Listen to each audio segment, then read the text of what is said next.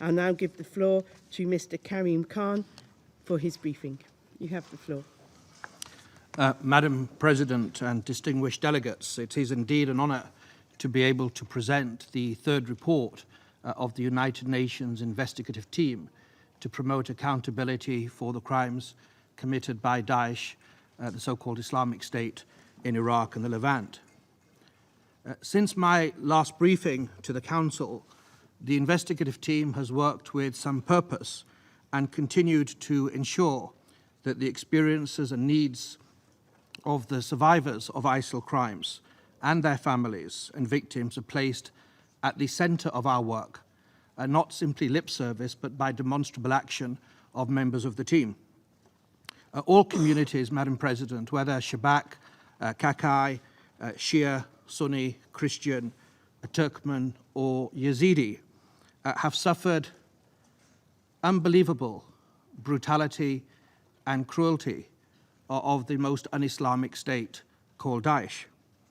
And it is, of course, essential that their voices and their experiences are listened to as we conduct our investigations to build credible cases to ensure accountability. In the past 6 months since my last report, I have visited and met with tribal leaders throughout Iraq, family members and survivors, not only in Baghdad, but in Erbil, in Tel Afar, in Mosul, in the Nineveh Plains, and in Diyala and Nineveh, and elsewhere in Iraq, to ensure that those accounts are preserved, that they're taken, and that also that the interaction by the investigative team can be as informed as possible to understand the experiences of the victims and witnesses and to ensure proper investigations. Last week, I visited 2 displacement camps in Duhok, and I saw women that had suffered awful slavery and sexual abuse, and children, as well as men, living with dignity in really the very difficult conditions. So the effects of Daesh are not finished. Not only are the crimes endured, but the aftermath is something that the communities are grappling to cope with. And their courage really gives one pause for thought, because in that engagement with us to speak and relive hell on earth, which is what they experienced, they do so with such engagement and such willingness that it really puts into very sharp relief the heavy responsibility that is upon all of us to ensure that their cries, their tears, their suffering are met with purposeful action and credible investigations. And Madam President, it is, of course, the responsibility of all of us, this Council as well as myself and the team, to ensure that not only are words spoken, but we have the stamina, collective stamina and collective focus to make sure proper investigations and accountability is realized in practice. As reflected in the report that I have submitted, the investigative team has sought to draw on this imperative for urgent action in the delivery of its mandate. 1 year after our deployment to Iraq, I am pleased to inform the Council that the team is now fully operational. We had about 5 members of staff when we first deployed in Iraq. We now have 107 members.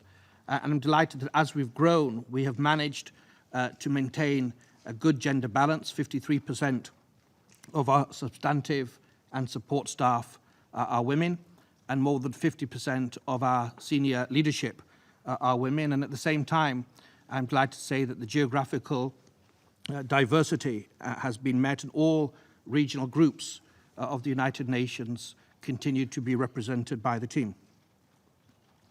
The establishment of this core infrastructure has provided a basis for significant progress in the collection and gathering and analysis of digital testimonial and forensic evidence with respect to the three core areas that I adumbrated in the previous report, namely crimes in Mosul, crimes in Sinjar, and crimes in Speicher at Tikrit Air Cadet Academy. Whilst at the same time, we have ensured that we have a quick responsibility to meet meaningfully with the requests that we have received from third states and other domestic courts.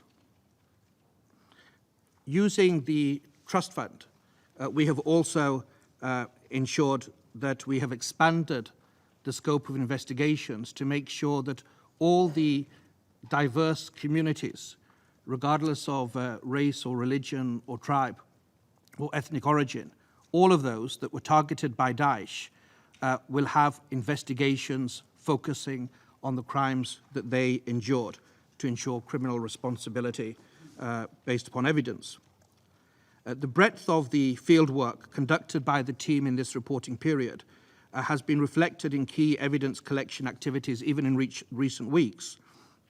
We've managed, for example, to complete 3D laser scanning of crime scenes that will help bring scenes that may be known in Iraq or unknown in third countries to life by way of modern technology.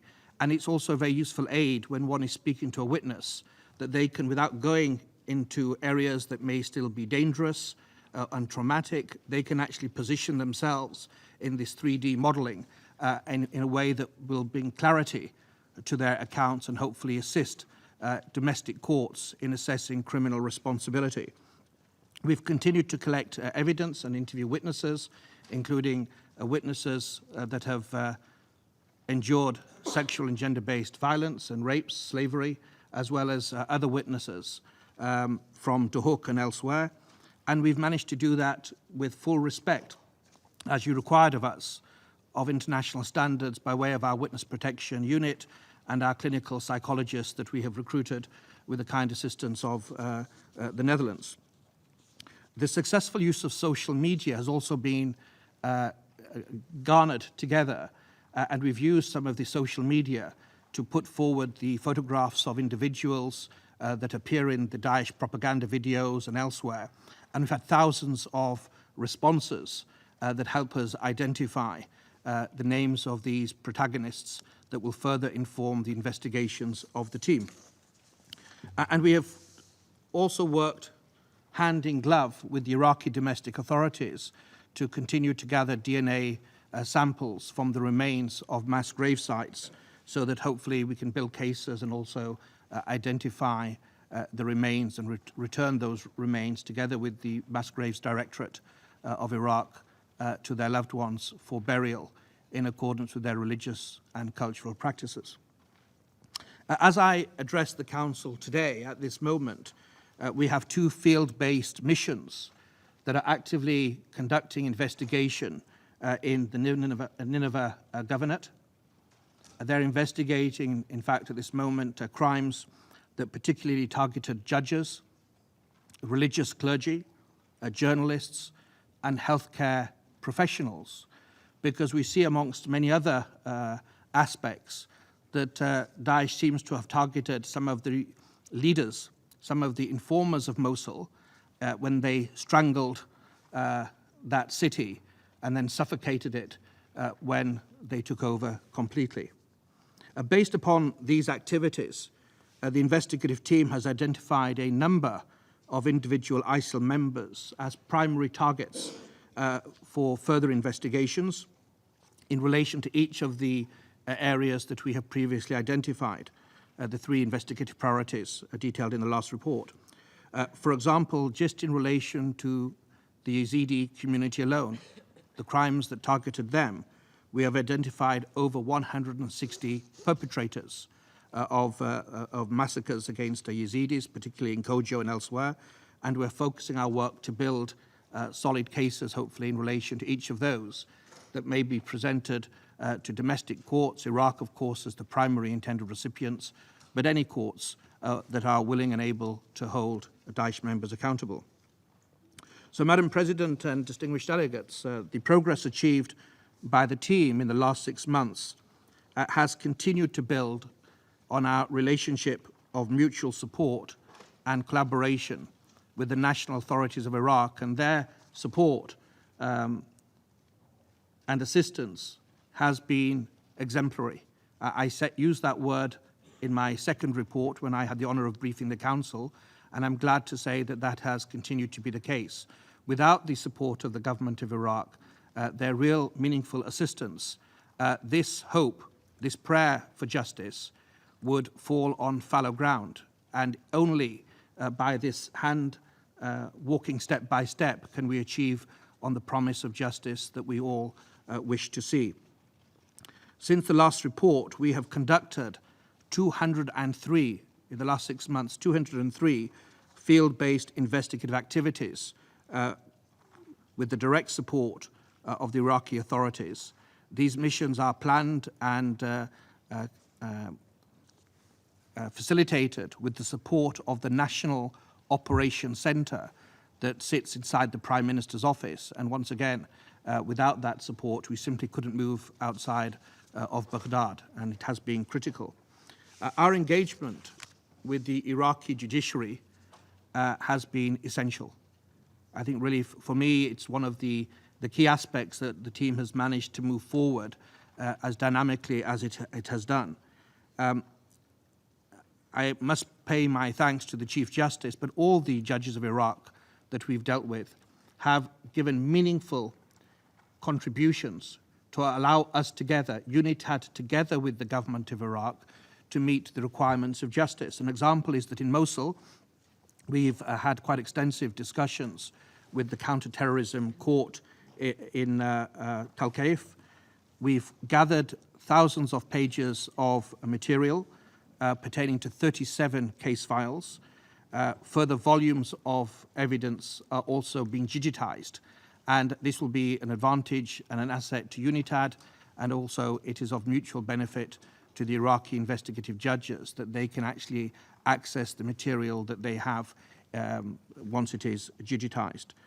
Similarly, in relation to Camp Spiker and the awful massacre of mostly Shia cadets at Tikrit Air Force Academy, we've had unbelievable support from the Investigative Commission, the National Investigative Commission that was set up by the Republic of Iraq to look into that.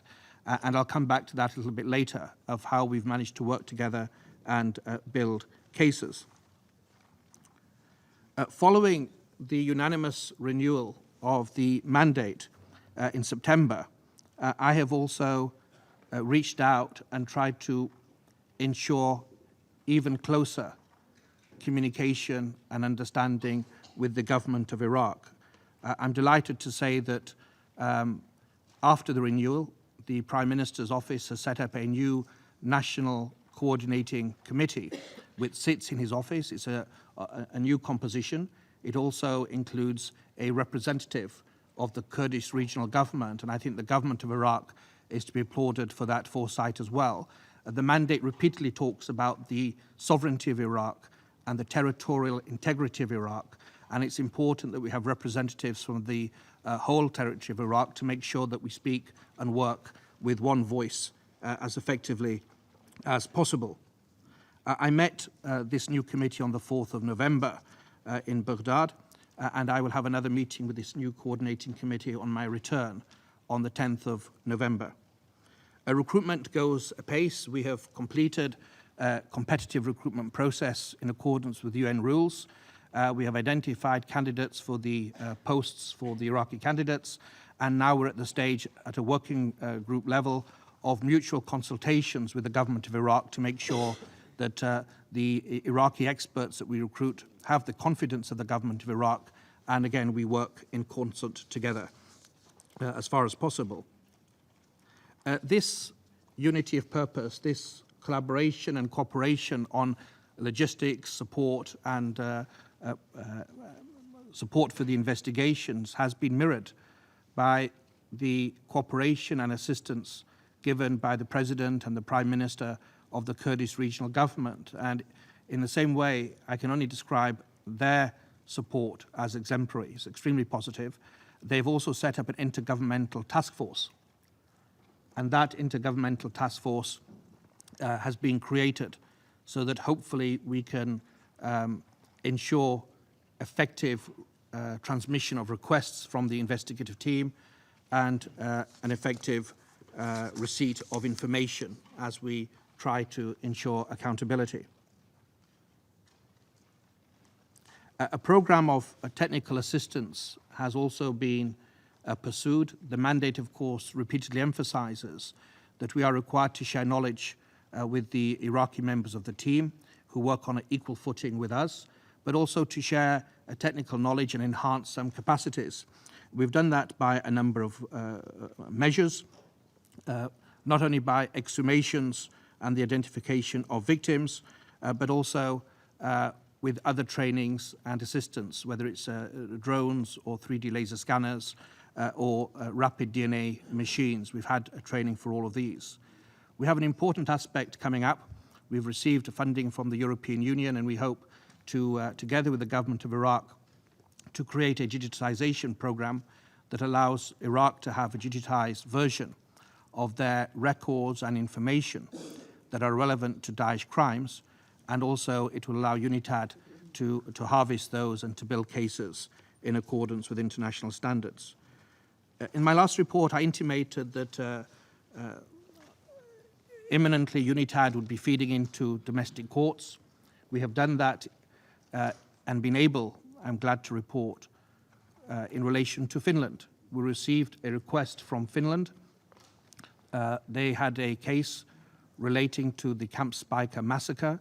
It was before the Court of Appeals, and with the full support, with the full knowledge and real meaningful assistance of the Iraqi authorities, particularly the judiciary, we managed that 8 witnesses gave evidence from the UNITAD headquarters in Baghdad straight into the Court of Appeal in Turku, Finland, in complete accordance with international standards, not only prosecution witnesses, also defense witnesses. And it's a very real credit to my brothers and sisters in Iraq and in the government that it even extended to transferring people from custody to the UNITAD headquarters. And the authorities in Finland have formally expressed their thanks to the government of Iraq for that facilitation.